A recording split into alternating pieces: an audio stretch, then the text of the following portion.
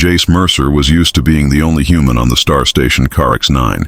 Humans were rare this far into the outer dominion, and almost always underestimated. To the aliens who frequented the station's gambling dens, Jace was a soft-worlder, a joke of a species that somehow got lucky enough to invent spaceflight. He worked maintenance shifts, repaired conduit, fixed melted connectors, basic but honest work. His co-workers weren't cruel, but they made sure Jace never forgot his place. Humans were physically inferior, politically irrelevant. All they supposedly had going for them was persistence and a high pain tolerance. Jace took the mockery with a resigned shrug. Let them laugh. A stable job and a warm bunk were more than he grew up with back on Earth's overcrowded orbital stations. But everything changed the night they made their cruel mistake. The auction, the air of the marketplace was thick with the scent of rust, ozone, and exploitation. The station's underbelly hosted a notorious trade. Fallen nobles captured from lost wars, criminals, and survivors deemed valuable only to those who wanted to own someone. Tonight's auctioneer, a massive, spined Draken, boomed out his next prize. Next item, the last queen of Viren, disgraced. Stripped of her throne, power suppressed by neurobindings. Gasps and cheers echoed among the crowd. Even if she was dethroned, a royal Verena was still a marvel. Once they led empires with telepathic grace, their horns glowing like silver fire. Now she was shackled, thin, and barely conscious. Her once radiant lavender skin appeared dull, her elegant horn crown scorched, broken. A humiliation ritual, the crowd howled with cruel delight. Let's start the bid, 5 credits. It was a mockery. Her life reduced to a cheap thrill. Because the war was over, her planet lost. The Dominion had erased Viren sovereignty. The aliens laughed.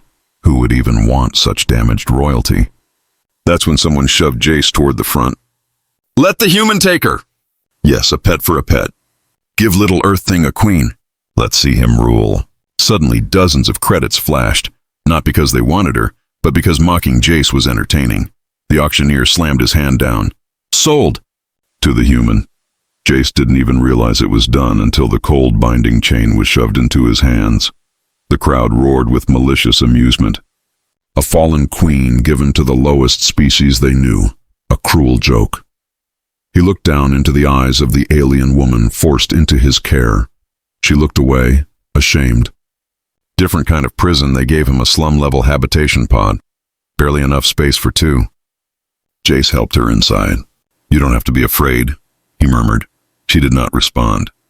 Her bindings glowed around her wrists. Technology designed to dampen psychic ability and inflict pain with every act of resistance. Jace set water and food before her. She didn't move. Hours passed in silence. Finally, she whispered, voice cracked and hesitant.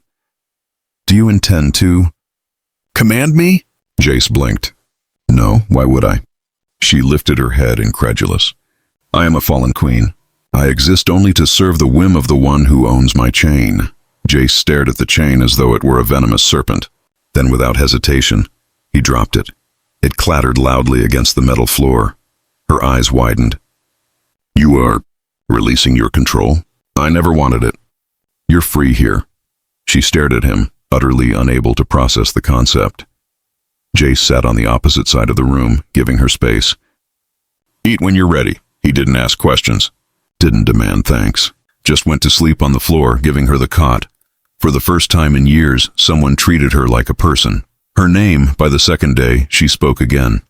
My name is Saris Viren. Her voice was steadier now. Her eyes, too. They glowed faintly, the first spark of her inner power trying to return. I am Jace, he replied simply. Just Jace. She considered the word just. It did not fit him. That night she asked, why did you not reject the burden they forced on you? Jace shrugged. I don't abandon people. Saris stared at him like he was the strange one. Abandonment was the law of the galaxy. Strength ruled. Weakness was discarded. But this human, this Jace, acted as if compassion was strength. Rising again over the next weeks, Jace smuggled medical supplies, burn ointment for her fractured horn crown, nutrient boosters for her atrophied body. Slowly the bindings loosened their grip. Her regal posture returned. Her voice regained its authority. With every improvement, Jace worried. If you want to leave when you're strong enough, I won't stop you. Saris looked at him with something like disbelief and fear. Where would I go? My people are gone. I have no throne. I have no kingdom. Jace smiled gently. Then build one. A better one. And let me help. Her breath caught. No one had ever lifted her ambitions higher. Not generals, not admirals, not the advisors who once praised her divine rule. Only a human, a species considered bottom tier, saw her worth beyond power. The return of the queen word spread quickly. The fallen queen was recovering. The same aliens who laughed now glared with unease. A Draken commander slammed his fist into a table in the station bar. The human defies the rule of conquest. He encourages rebellion. He must be punished. Her power must be extinguished. That night, station security stormed Jace's pod. Saris woke to alarms as the door exploded inward. Armored guards raised plasma rifles. Human, step away from the royal. Jace shielded her. She's done nothing wrong. The guards fired stun lances. Jace took the hits, body spasming, yet he refused to fall. Saris screamed, a telepathic blast. Her bindings flickered, then snapped. Her eyes burned silver. The room shook. You dare harm the one who saved me? Her voice reverberated like thunder made of sorrow and fury. The guards dropped to their knees, clutching their skulls as pressure crushed their minds. Saris stood tall, her horn crown igniting in brilliant radiance. The Queen of Viren returned to power. She approached Jace gently, placing a trembling hand against his cheek. You suffered for me, he smiled weakly. Seemed fair. You suffered for everyone else. She did not hesitate. She knelt before him. You lifted me when the galaxy cast me aside. I vow to lift you higher still, Jace Mercer of Earth. A throne rebuilt, with her abilities restored, Saris contacted hidden pockets of surviving Virena across the galactic rim. A resistance movement resurfaced, drawn not only to their queen, but to her human protector. Together, they exposed corruption in the Dominion and won allies among oppressed species. Jace served as strategist and heart behind the rebellion. He didn't command with fear. He commanded through respect. Months passed. A new capital formed orbiting the reclaimed Viren homeworld. And at the center, a shared throne, 2 seats. The coronation ceremony shook the political order of half the galaxy. As Saris rose above the crowd, adorned in ceremonial silver and violet, she extended her hand. Jace Mercer, stand at my side. Let the galaxy see the worth of the species they mocked. He stepped forward, not as a ruler by birth, but as a man who gave someone dignity when she needed it most. The crowd thundered, Long live the Queen! Long live the protector of Saris! A cruel joke turned destiny later. In the quiet of royal chambers, Saris touched his hand. They gave me to you as humiliation, and yet, you gave me back my crown. Jace squeezed her hand gently. All I did was treat you like someone who mattered. Her eyes softened. You are the reason I matter again. She leaned in, resting her forehead against his. The galaxy may have seen a joke, but together they became a story of hope, loyalty, and love. A fallen alien queen, lifted higher by a human than by any empire. The throne room of the Viren Ascendant Empire was alive again. Once scarred by war and tyranny, the polished obsidian floors gleamed with new restoration. The twin thrones, one forged of shimmering titanium for Queen Saris, the other crafted from reinforced steel for Jace Mercer. The human who had saved her stood proudly beneath a skylight revealing a nebula swirling with violet stars. It should have been a day of celebration, but dread clung to the air like static before a storm. Saris sat tall, regal. Jace, seated at her side, wore formal armor, matte black reinforced plates with the crest of the Viren, a pair of intertwining horns representing eternity. Messengers rushed in, panic in their eyes. Your Majesty, an armada approaches. Not Dominion banners. Something worse. Saris's voice was unnaturally calm. Open the strategic feed. A hologram flickered to life. Before them, hundreds of warships of unknown origin. Organic shapes. Metallic shells fused with muscle. Eyes glowing on the hulls like predatory beasts. Jace's jaw tightened. He had seen schematics, old infamous warnings, during his days as maintenance crew. Bioforged superweapons, the Harith Swarm, a force older than the laws of peace, a devouring empire that believed only the strong deserved existence. Saris inhaled sharply. They returned sooner than expected. The warning. The hall fell silent as the lead swarm vessel projected a towering holographic figure. A Herath general, a creature made of serrated bone and writhing tendrils, spoke in a voice like tearing flesh. Queen Ceres, you defied extinction once. That is an offense we must correct. Ceres stood, her silver eyes blazing. The Viren do not kneel. Not anymore. The creature ignored her and focused on Jace. And you, human. Jace stepped forward. Yes, me. You are an anomaly. Your weakness is contagious. The general's tendrils writhed with contempt. You raised the fallen, inspired rebellion. For that unforgivable act of hope, you will be the first consumed. The hologram vanished, Jace whispered. So much for peace. Ceres squeezed his hand beneath the throne's arm. They come for both of us, and they will regret it. War at the gate, every siren in the capital howled as fleets scrambled into position. Jace, now supreme protector, donned a combat harness connecting to Ceres's psychic network, a bond amplifier that let them share senses and strategy through a mental link. Their flagship, the Silver Requital, launched into orbit. The stars were lit by weapons fire. The Herath descended like a nightmare tide. All ships, defensive wedge formation, Jace commanded. Through their link, Ceres amplified his focus into every pilot and gunner. They moved like a single body. The first wave collided. Explosions tore across the void. Jace grabbed the railing as the ship shook. Requital status! Shields at 70%, and falling. Ceres closed her eyes, channeling psychic shield energy across the fleet, but every second drained her strength. Jace felt the strain through their connection. She's pushing too hard. He clasped her hand. Ceres, breathe. You don't have to carry this alone anymore. Her power steadied as she leaned into their shared support.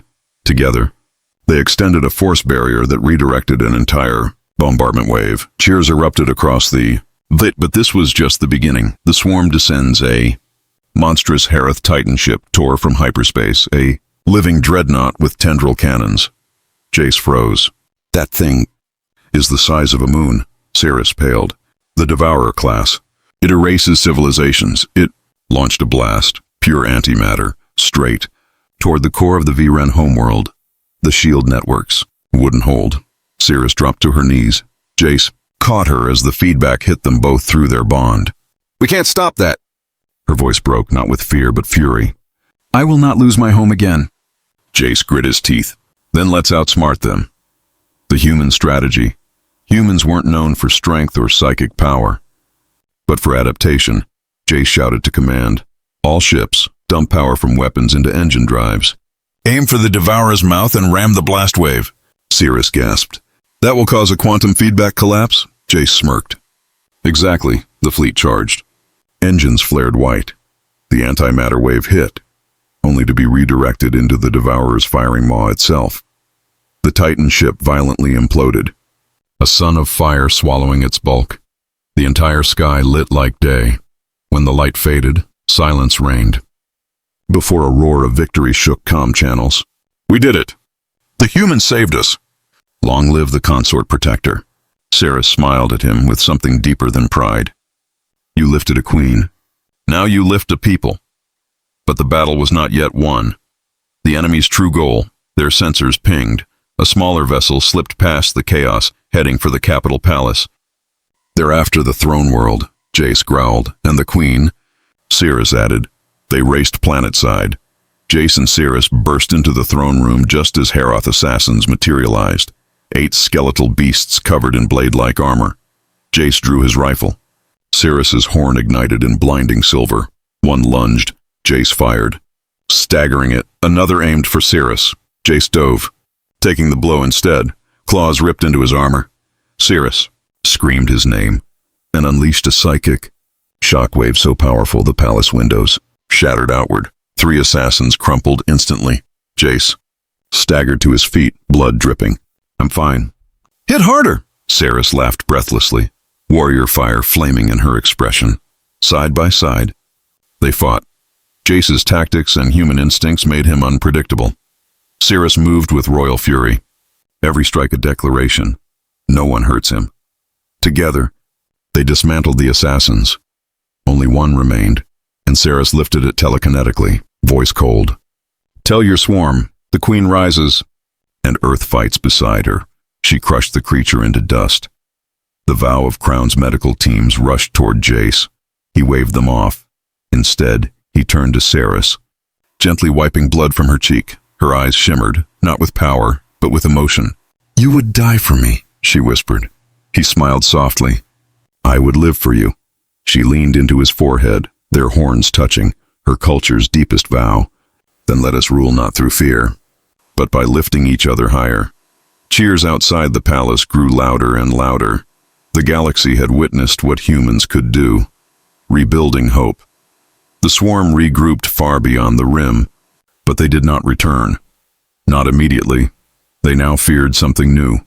A queen with a protector who could turn weakness into advantage. Word spread to oppress systems everywhere. A human and a fallen monarch defeated the unstoppable. Refugees flocked to join their banner. Alien leaders came seeking alliance. The Viren ascendant. Empire grew, not through conquest, but through inspiration. Jace often walked among the people, fixing things with his own hands, refusing ceremonial escorts. Children from dozens of species followed him, asking questions, wanting to help rebuild. Ceres watched him one day, admiration in her gaze. "You are their symbol now," Jace shrugged awkwardly. "I'm just trying to make things better." "That," Ceres said with a soft smile, "is why you are worthy of a throne." The final coronation, a grand celebration, was held. This time, it wasn't just Viren. Delegations from 37 species were present. Ceres wore a new crown, one repaired from her broken horn shards, symbolizing rebirth. Jace wore polished armor, the crest of Earth alongside Viren. As Ceres spoke, the crowd fell into reverent silence. "Once I was given to him as a cruel joke, but he lifted me higher than anyone else. Today we rise together." She turned to him. "Jace Mercer, will you rule as my equal, my partner in life and in leadership?" Jace stepped forward. His voice was steady, loud, and simple. "Always." The twin crowns touched. A new empire was born, built on unity, hope, and a human heart that refused to bow. And love. Later, in quiet chambers lit by starlight, Ceres rested her head on Jace's chest. "We have enemies still," she whispered. He kissed her forehead gently. "Good. Gives us something to do." Her laugh rang like music. She closed her eyes. Safe. Home. Loved. The galaxy once laughed at a human owning a queen. Now, he was the reason she ruled. And in her heart, there was no throne higher.